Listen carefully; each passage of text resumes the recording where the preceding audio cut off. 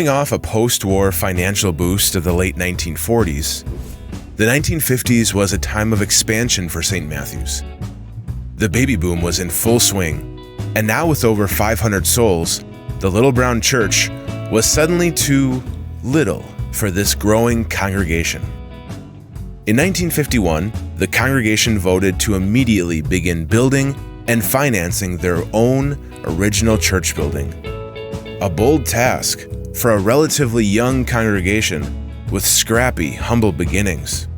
They had been saving for the last 6 years to make it happen. Of course, we had very devout people in the beginning, but I see we had more people coming to this church after a while. On May 25th, 1952, just about 1 year after the congregation voted to build, the new church building was finished and being dedicated to the glory of God. Members and visitors lined up outside for an unlocking of the door ceremony, followed by Pastor Paustian leading God's people into the building for the very first time. It was beautiful, everything was so different than the Little Brown Church, Coming from that little tiny church and then to have this magnificent edifice, it was like, oh my goodness, we were just in awe, just couldn't take it all in. The day was celebrated with 3 distinct worship services, one in the morning, one in the afternoon, and one in the evening. Pastor Paustian marked the monumental occasion with this message. Our hearts are thrilled with great joy today as we behold a glorious task completed. Our own house of worship and all its parts are being dedicated this day to the glory of God. In a 1952 article, the Oconomowoc Enterprise described the beautiful house of worship as being Old English and Gothic architecture that, quote, enhanced the neighborhood in which it was placed. On the inside, the Enterprise noted its timber ceiling construction, European features, and, quote, stone floor and beamed ceiling of the chancel, which are true medieval materials used to depict a chancel of old. Along with the growing church was a growing Christian day school. St. Matthew's called a second teacher for the first time in its history, and not just any teacher. It was the daughter of St. Matthew's current teacher at that time. Miss Lois Blasi taught the lower grades, and her father, Mr. Otto Blasi, taught the upper grades. He was just a fantastic man.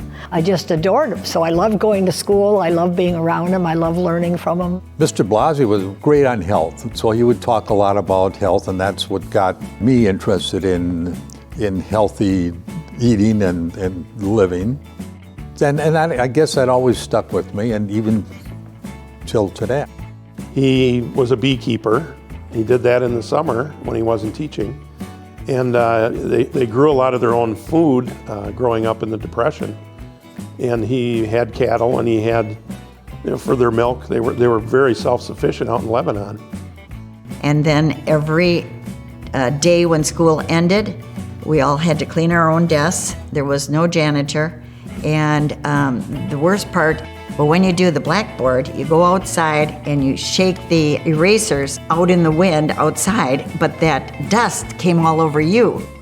Another thing that we kids did, the boys, we would have to go downstairs and take the clinkers out of the furnace and haul them on the back of the school.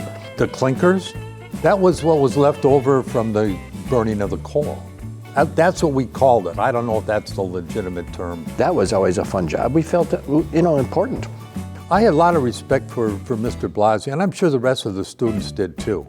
He just was a very personable, warm individual, amicable. He was just a wise man, and I did also appreciate the wisdom that he imparted. He would make lessons come alive. After the unforgettable church building project and the school's growth of the 1950s, the gospel ministry of this once unassuming congregation continued to build steam. The momentum would carry on into the succeeding decade, with God leading his people to another event of exponential consequences in the early 60s.